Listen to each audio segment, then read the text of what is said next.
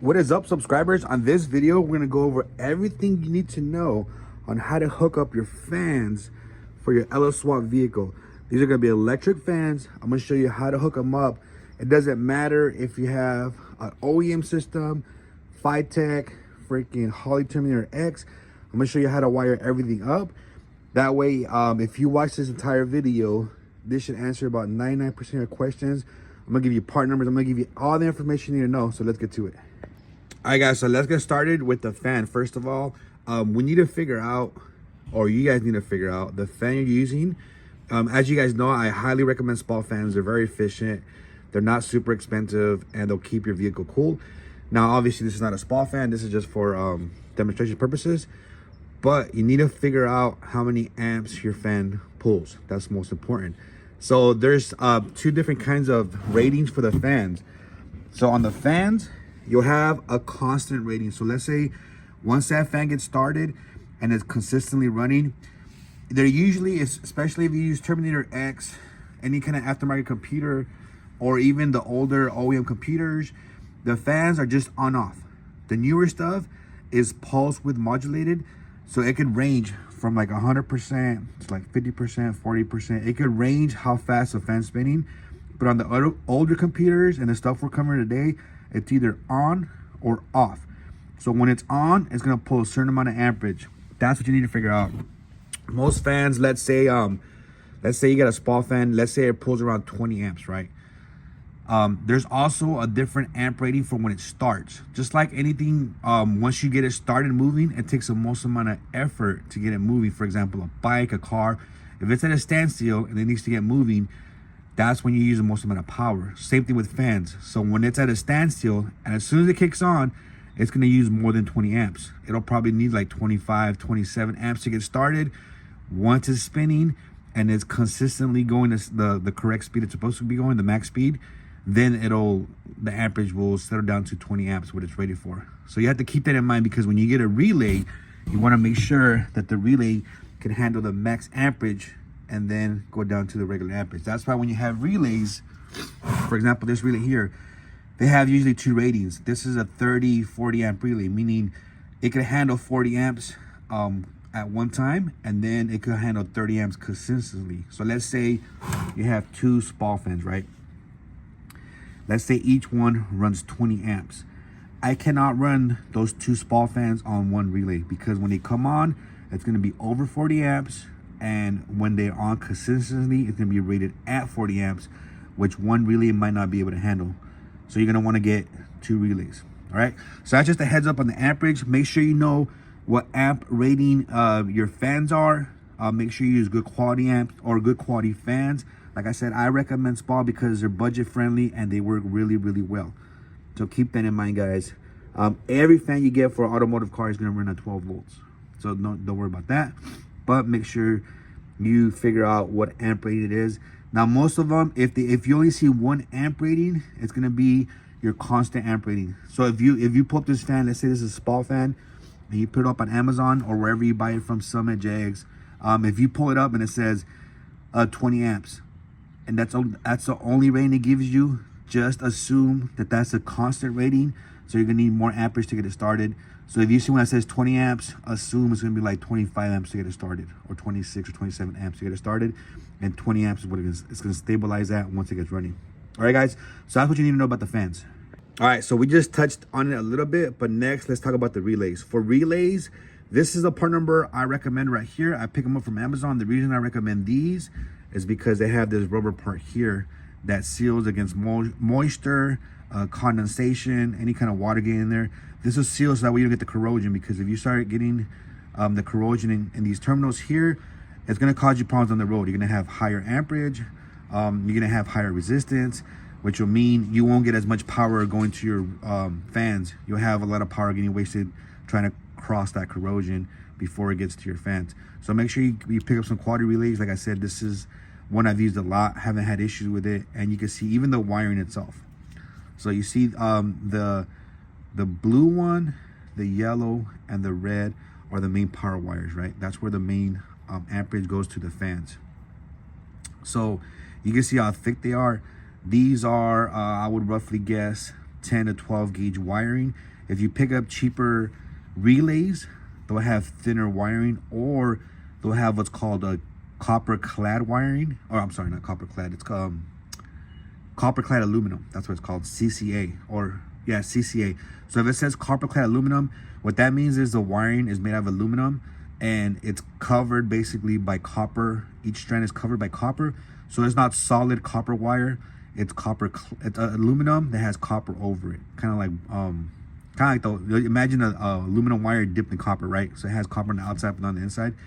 So when they do that to save money because copper is expensive, aluminum's cheaper, and they do that so they could claim it has some kind of copper in there and kind of trick people. You don't need that wiring. Like, you don't need solid copper wiring for a lot of stuff, like home or other stuff. But for automotive, you definitely want copper solid wiring. So make sure a good relay like this will have the inside that's copper, not copper clad. So if you want an example of a relay not to get, you can see this is also an automotive relay. These come in most of you guys' kits, especially if you get like a cheaper Amazon radiator kit or something like that. Even some companies, I don't want to name specifics because I don't want to be wrong. But if you get a relay like this, you can see how the back is not insulated, and you can see the actual metal connections there. Those will get corroded. Now let's look at a good harness here. See how those are sealed up? Same thing, right? So you have one where the wiring is covered, insulated with this rubber part to keep the moisture out, and then you have one where it's not. Water can get in there, moisture can get in there, corrosion can get in there, and you'll have bad connections.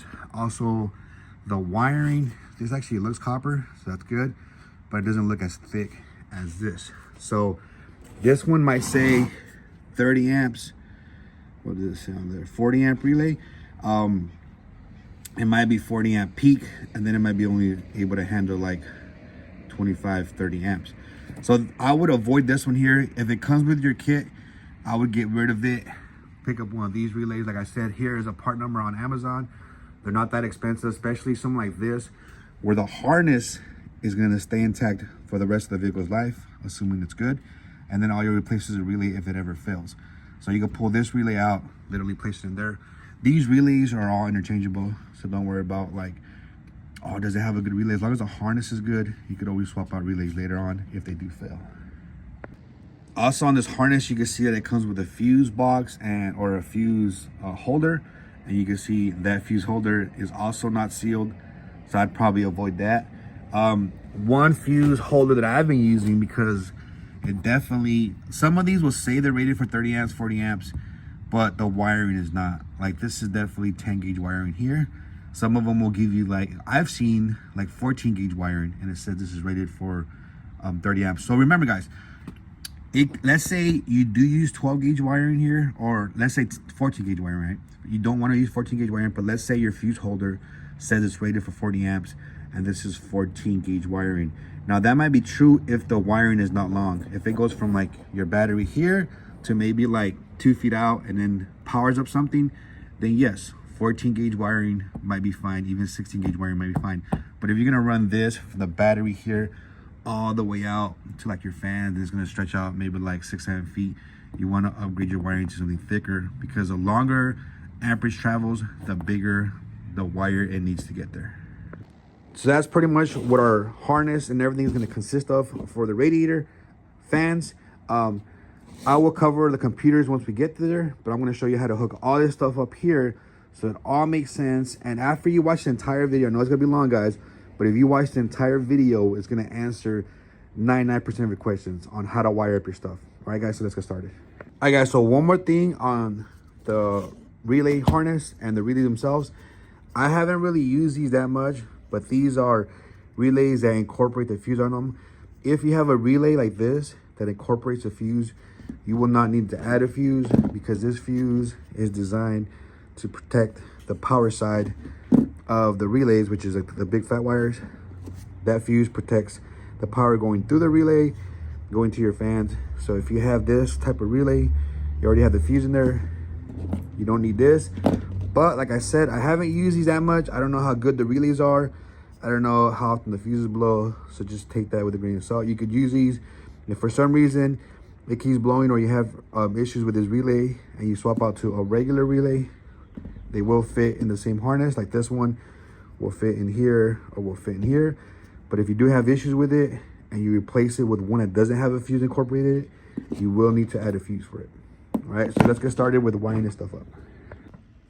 All right, guys, so first thing we're gonna do is we're gonna mount our fan just to show you guys the wiring. So let's go ahead and mount this fan right here.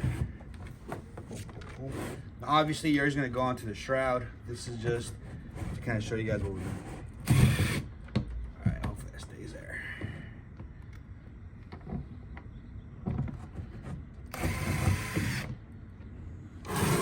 All right, so on your fan, you're gonna have 2 wires, right? We're gonna say this down here is chassis ground.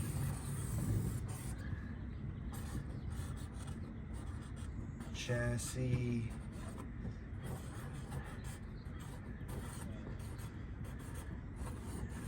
So this is the frame of the vehicle. You want to make sure if it's painted or powder coated, sand off a little bit before you ground anything so you have a good ground. Right, so the first thing we're gonna do, we're gonna run our black wire to chassis ground. So obviously you want to put a connector on here, and then we're gonna ground it. Boom. Now this one is gonna hook up to our relay. Let's go ahead and put our relay on here. A relay is gonna have 4 wires. We're gonna have the black one and the white one. These are for controlling the power. This red one and this blue one is the power. All right, so let's go ahead and mount this up here.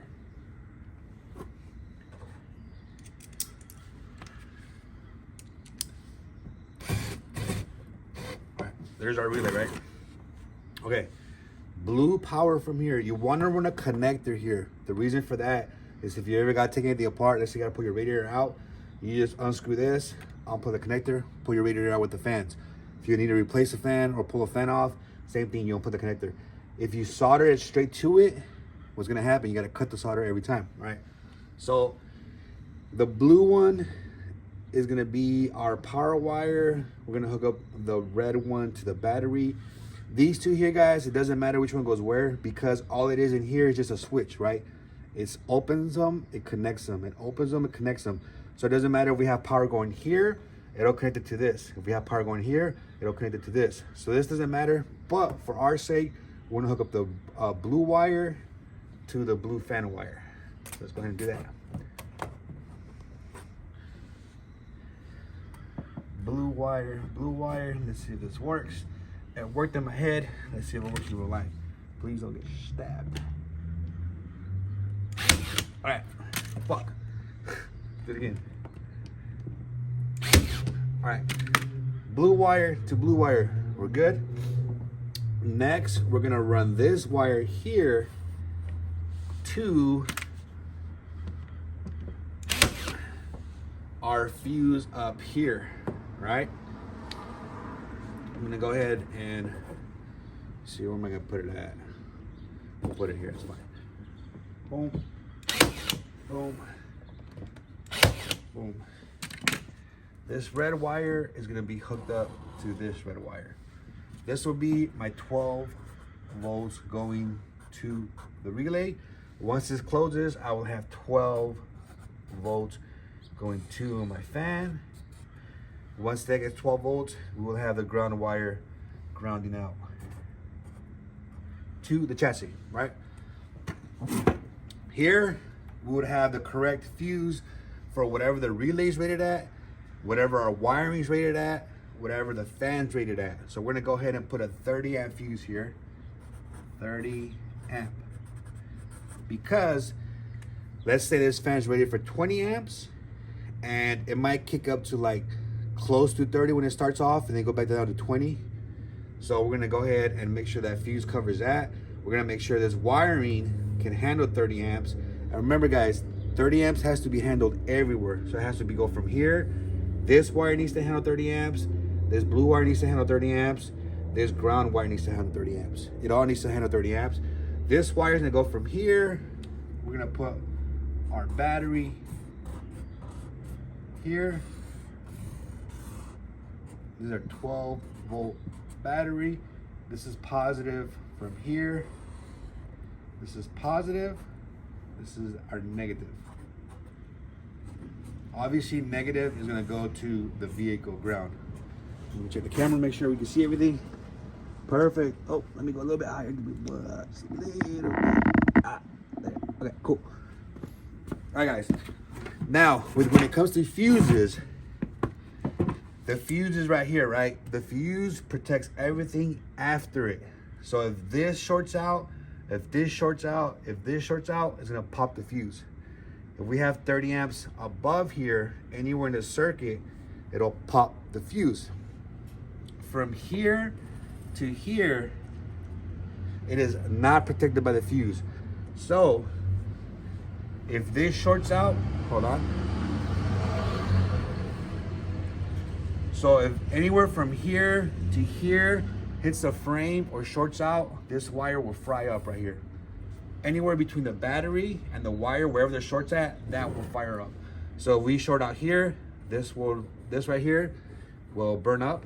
If we short out here, from here back, it'll burn up, all right? So you wanna put the fuse as close to the battery as you can to protect as much as you can, all right? Let me get a fuse for that real quick. Take one from here, boom. And as you can tell, this also is sealed. All right, guys, now that's the hardest part.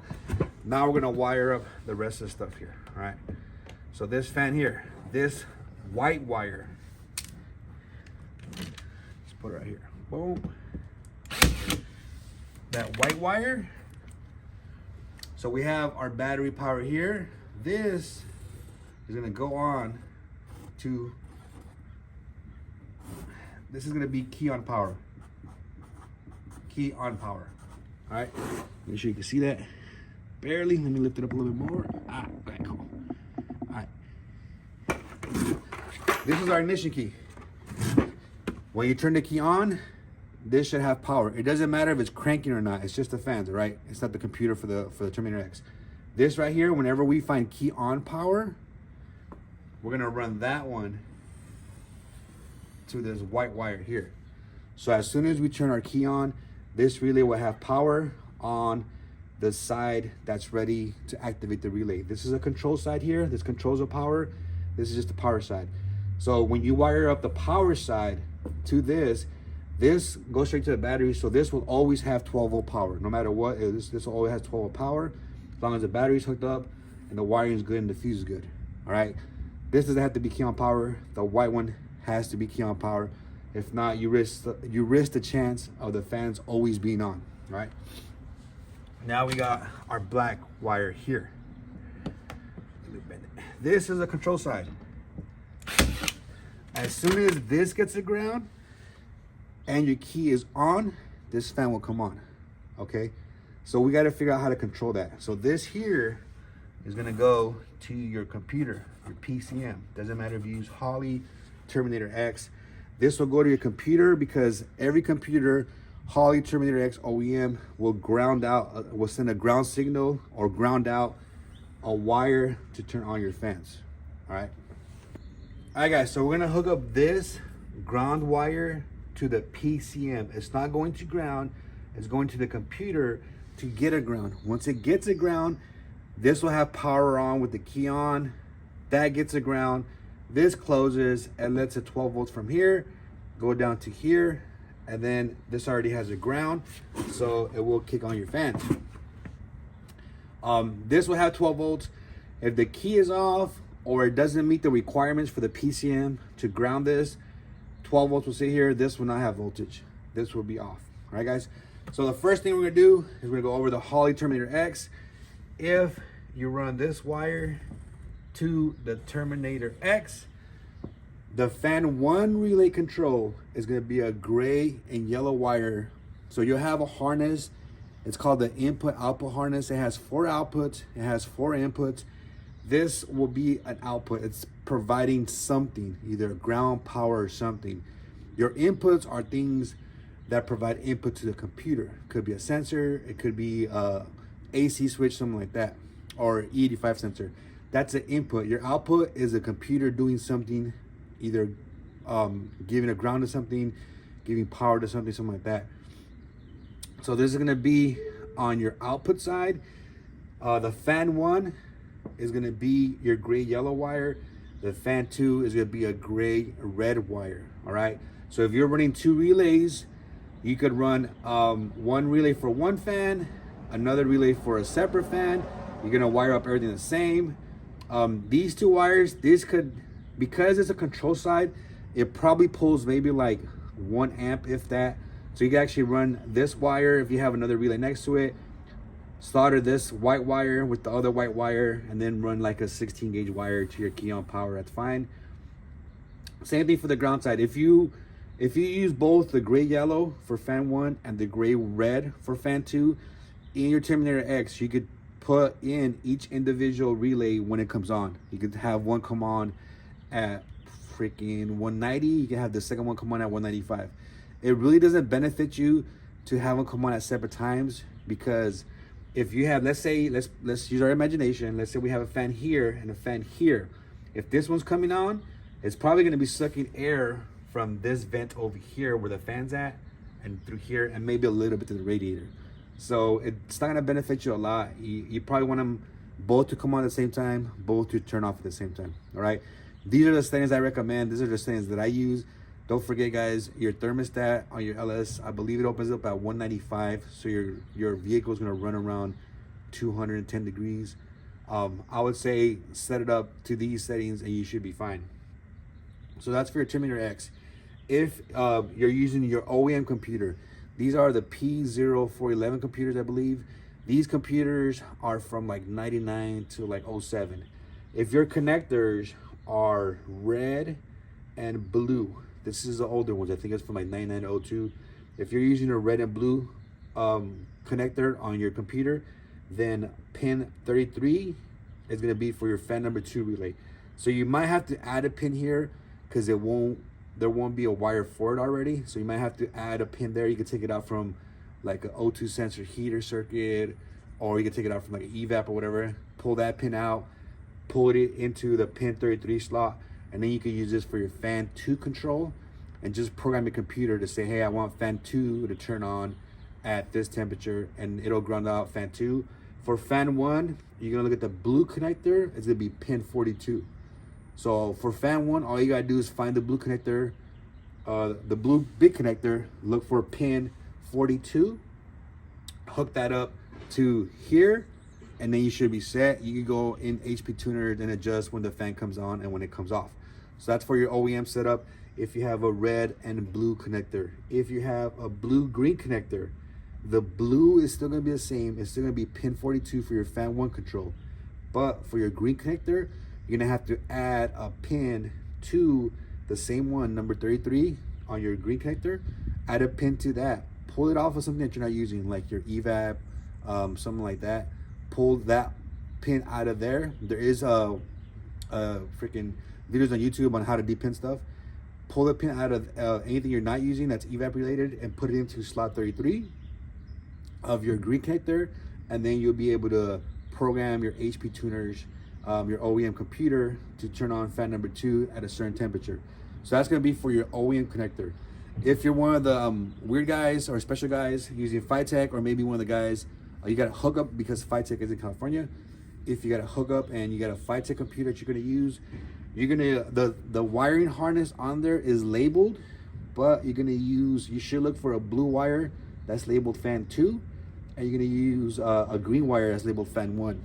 Again, when it comes to the fans, it doesn't matter if this is fan 1 and this is fan 2, or this is fan 1 and this is fan 2. It doesn't matter. It's just telling you, hey, if this is fan 1, this is your relay 1, and you go in the computer and program relay 1 come on at this time, it's going to be this one coming on. All right, so it doesn't matter where it's at in the radiator, doesn't matter how it's wired up, and especially it doesn't matter if you're going to put them both to come on at the same time and turn off at the same time. It shouldn't matter where anything's at. Again, if for some reason, if you're using Terminator X or something else, and you only have a one control wire from any of your computers, Phytech, Terminator X, freaking OEM, you could put that to actually run both relays because it doesn't pull that much amperage. You should be fine for the control set. All right.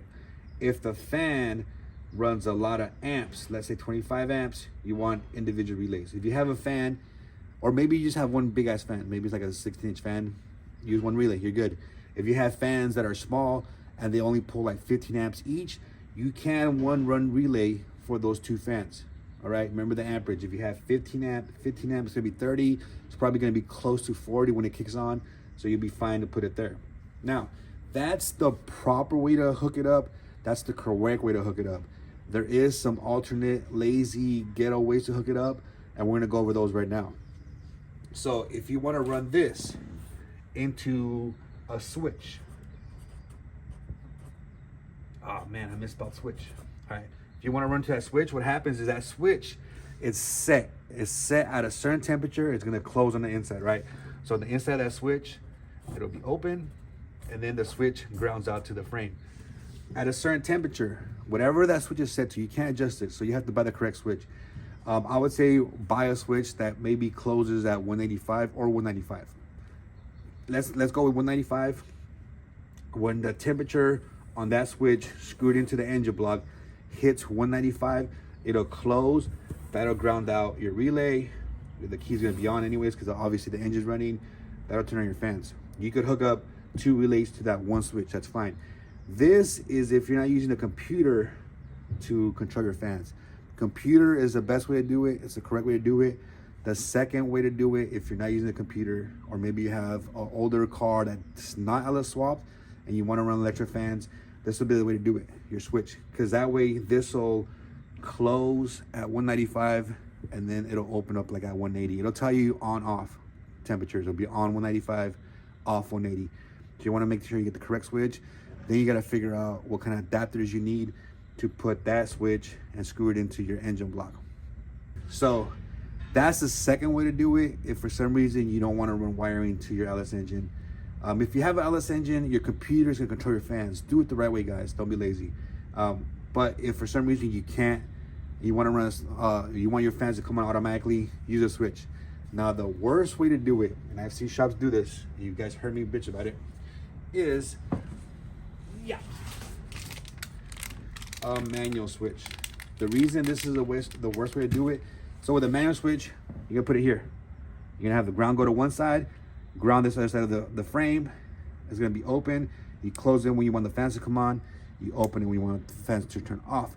The reason this is the worst way to do it is because let's say you give, let someone borrow your car, your wife, your boyfriend, your girlfriend, whatever.